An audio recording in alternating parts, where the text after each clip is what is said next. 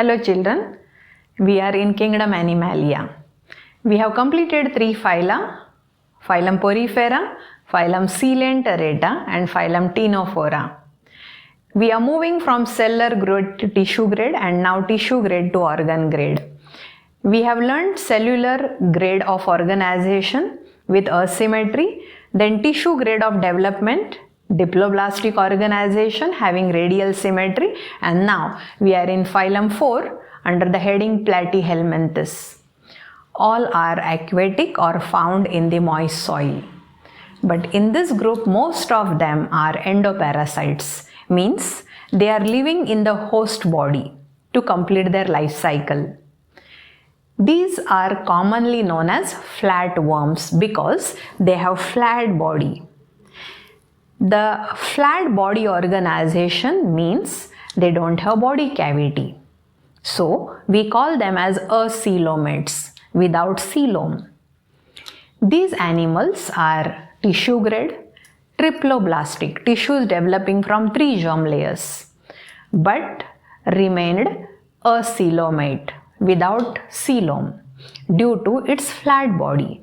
The body of the animal is dorso-ventrally flat. Now remember, dorsal means upper, ventral means lower, anterior means front, posterior means back, and the sides are called lateral. Now these terms will come regularly. So flatworms are dorso-ventrally flat, protected by a thick sheath known as cuticle.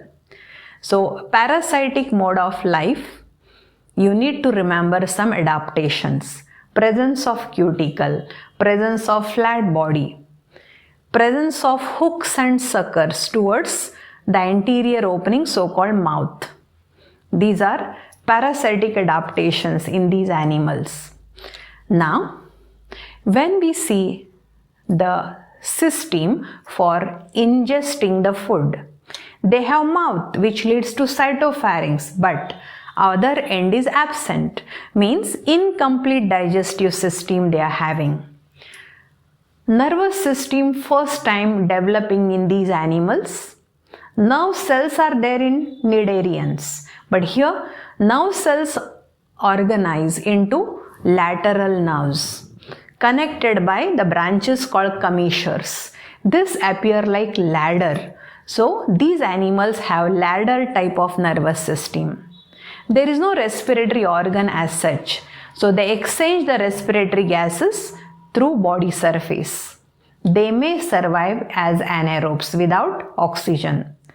Coming to the reproduction ability, they have gonads. Both male and female organs or gonads are present in one body. So we call such animals are bisexuals, and bisexual animals are said to be monoecious. Now these all are synonyms.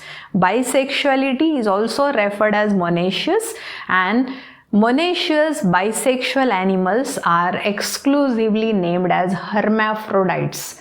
So flatworms are excellent example for hermaphrodite mechanism. They have special excretory cells. These are called solenocytes.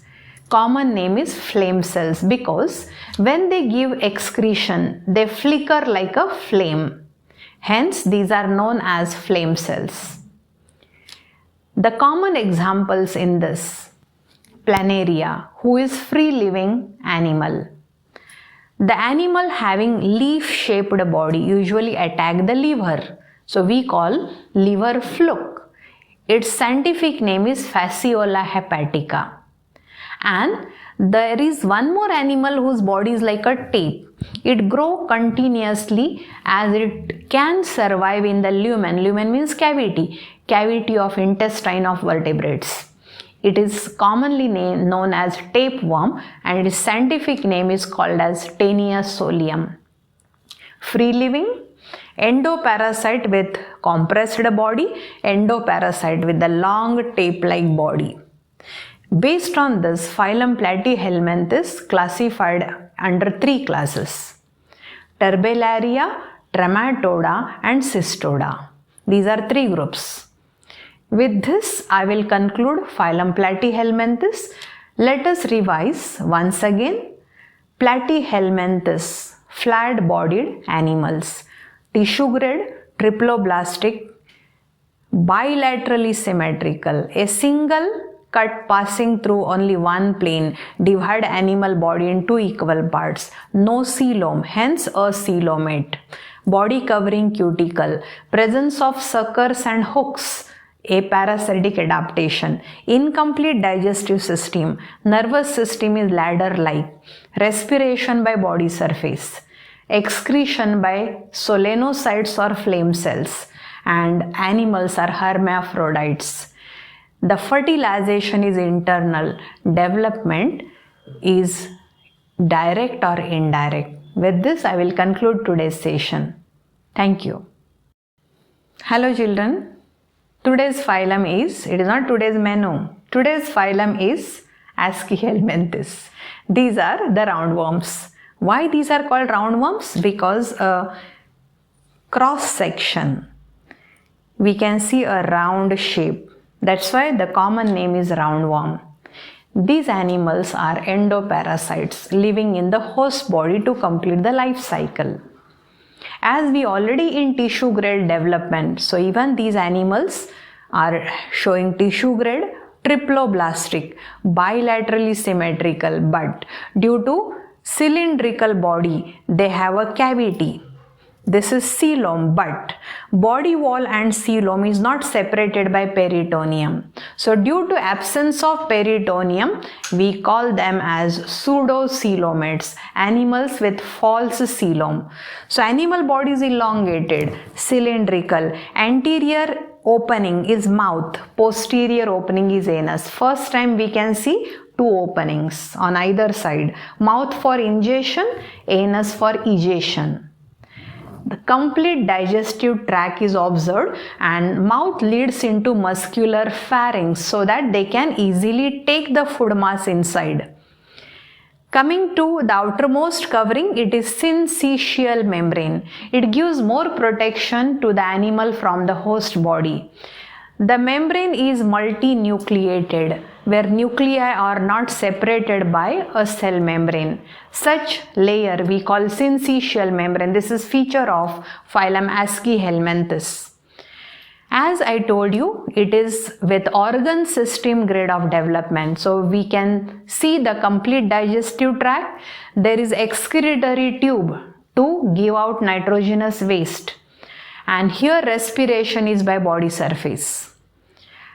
Apart from that, if you see nervous system, there is a nerve ring at the anterior side and nerve cord towards ventral side. So nervous system represented by nerve ring and nerve cord.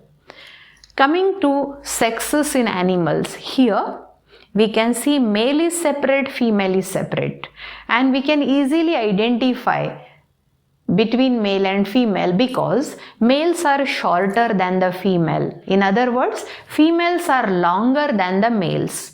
Females are straight. Males are curved at the posterior end, so they are unisexual.